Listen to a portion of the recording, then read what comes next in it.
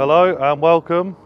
It's a bit of a trip down memory lane for me today as you join me here at my local club lake, Bradmoor Lakes. We're currently set up on Lake 2.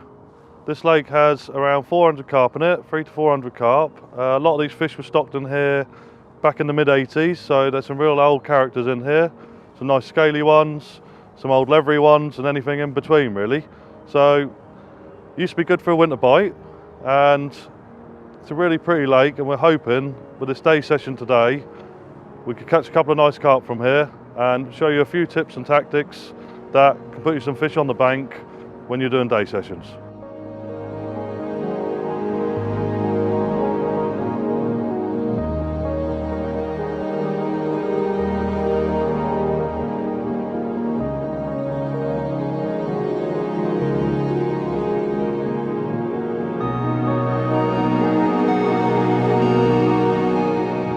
So we are in.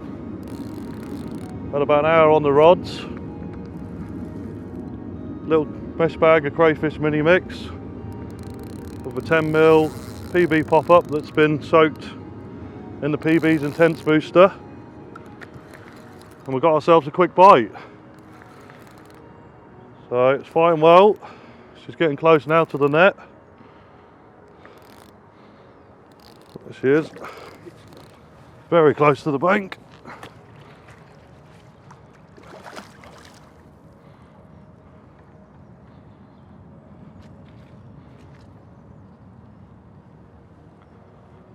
Just going again now.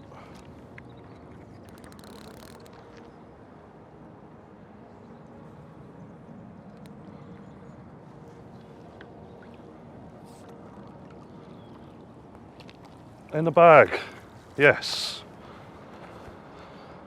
Good result. First one of the day. Let's hope we can put a few more on the bank now. Well, here we go then. Our first Bradmoor carp, albeit only a small one from the lake, but looking lovely in its winter colours.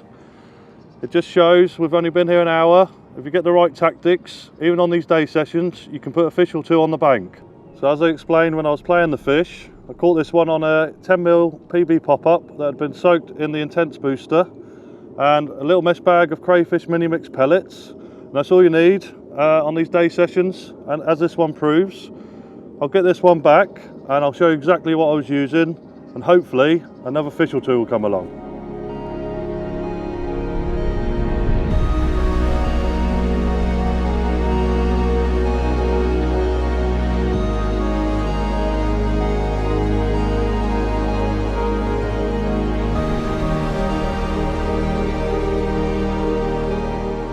So as I mentioned, I was going to talk you through exactly how I caught that fish. I'm going to start off by showing you the rig and talking about that. I'm fishing up against the island, so I want reliable tackle. I've made this braided hook link. It's 20-pound Camatech semi-stiff, with a little bit stripped back above the hook for a bit of flexibility. And then there's a size 6 medium curve on there. And I put a little number 6 shot below it with some rig putty around it, just so it balances the pop-up nicely on top of the hook. The hook can lay flat, and once I put that bag on, it just sits lovely on the lake bed waiting to be eaten. So that's the hook link. The bait is a 10mm yellow PB, and these things are incredible. I've caught so many carp on these, and to be honest, if there was a hook bait out there which was going to be my one and only, it would be this for sure. Winter and summer, it catches you fish all the time, so I've got so much confidence in it. It's something I would always use, and especially when you're doing these short day sessions, something small and bright with a little bag, something that's in their face. It's a perfect little bait to get yourself a bite or two. So moving on from that, I've pre-tied. I had 20 of these mesh bags ready because I knew I only had the short day session today. I didn't really want to be sat here tying up a load of bags, not that I'm hoping to recast too often, but by being prepared with rigs and bait, you're maximising your time, and whenever you get a fish or you see something you want to rechuck, you know, you're talking minutes as opposed to waiting 10-15 minutes to tie another rig up and getting it back out. So that's one tip I'll give you: be prepared and you'll get more out of your day session. So that's the hook link and the hook bait, and as explained, I was nicking on a little mesh bag, and these are made up of crayfish mini mix pellets, which offer great attraction. And for me, you don't need to make the bags very big, just a small little mouthful. Once that breaks down, with the addition of that bright fluoro pop-up, it's just one mouthful and you've got a fish in the bag. So it's just literally a simple tactic, winter time, summertime as well, but especially in the winter, if you just want to literally go and get a bite at a time, that is perfect. So all I do is nick that on the side, pull it through, it sits like that, and that's ready to go out there. But there's one finishing touch, which these pop-ups are brilliant as they are, they really are. The colour, the smell, they're irresistible to the fish.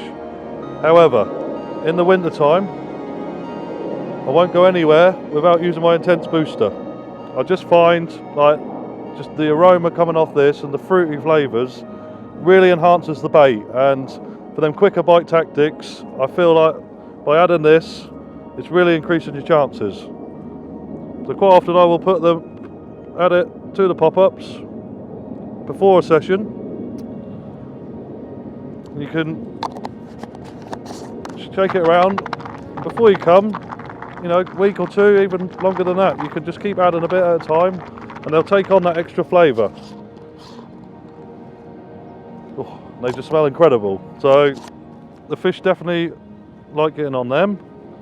But before you're about to cast out your hook bait, I'll just add an added bit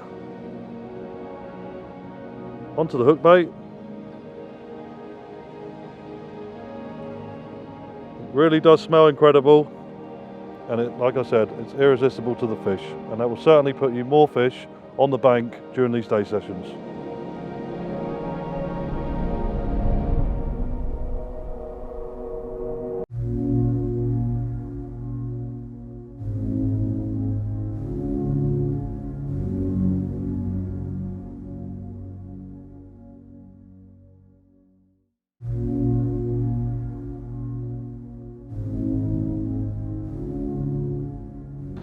I wanted to talk to you a bit about how I approach my winter angling, things to look for, things not to do, etc.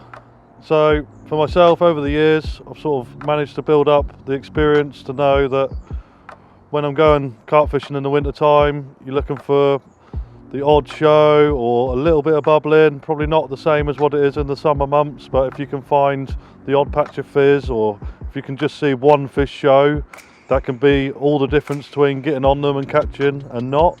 I would say building a picture, whether that's a lake that you've fished before and there's old spots that used to fish quite well, chances are they're going to fish well again. So always look for them areas. If it's a lake that you haven't fished, try and gather some information where perhaps the deeper part of the lake is, or previous captures from friends or online, or anywhere you can gather the information. It's always a good starting point to try and find out where previous captures have come from, and that would potentially put you in good stead for when you arrive to the new lake. So sort of location, finding them is one of the most important things. What the good thing is, I find for me, is trying to travel light, and if you sort of go to these areas where it's produced well in the past and it's not happening, well, sometimes it's good to stay light and on your barrow and move. If you're doing only a short trip or you've only got a day session, going around the lake, even trying 3 or 4 hours in a swim and just fishing for liners. Like, sometimes when you find them in numbers in the winter time, you'll know about it. So you'll either be getting quick takes or a take, or you might be getting a couple of quick liners, and all of a sudden, from sitting at one end of the lake catching absolutely nothing, within half an hour being in the right place, you could be on them, and that could be the difference between you catching or sitting there and blanking. So finding them is one thing, but then also putting the right bait and having the right approach is another thing, as to trying to get your rewards in the winter time. Personally, I find like putting lots of bait in, or again, depends on the water you're on, but for me, my angling has been based on, in the winter time, has been based on fishing little bits and pieces. The fish are not looking for a big bed of bait or anything like that. Again, depends on the water you're fishing, but for me, most of my winter angling success has been based on fishing bright hook baits, either as a single hook bait with no free offerings, or just a little simple mesh bag, just enough for a mouthful, just to attract them to the hook bait. And on this session, I've been using the PBs. And although I love the PBs, there's also lots of other hook baits in the range and out there. The fluoro hook baits doesn't have to be yellow, any colour, white, pink, orange, depending on the water you're fishing or on the day. Sometimes on the day a different hook bait can differ from the day before. So chopping and changing is good, but making sure you're fishing fluoros in the winter time. The carp's visibility is not as good, so if you give a standout hook bait, keep it small, keep it finesse, just enough to get a bite. Hopefully that'll put a few more fish on the bank.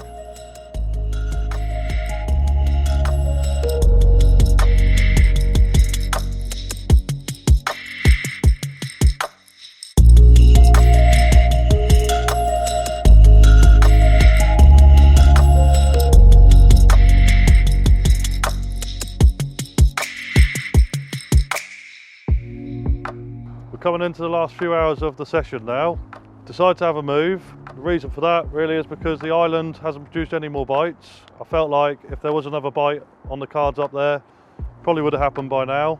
This area of the lake where we've moved to has also got previous good winter form, so literally for the last 2 hours of the session I thought, why not, we'll have a move, see if we can nick one more.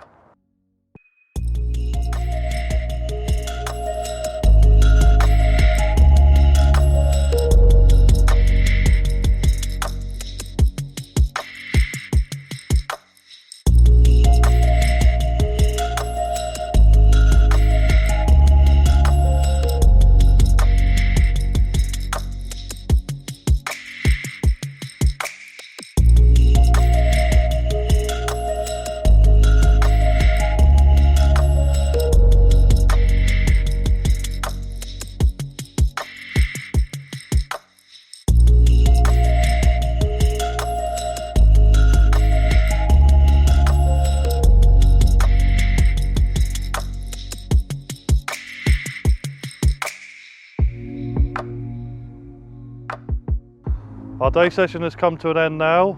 We're starting to lose the light. We need to be gone by dark, so the gear's in the van, all ready to go home. We've had a good day on the bank. Hopefully today, some bits that I've shown you can put you an extra fish or two on the bank this winter. We managed to nick one, so it shows that at this time of year, it's still good to get out and there is a chance of a bite or two. After a quick bite, I was kind of hoping maybe there would be another one or two to follow, but that's how it goes. We've had a good go at it, put a nice fish on the bank, so that's it from me. Hope you enjoyed the video.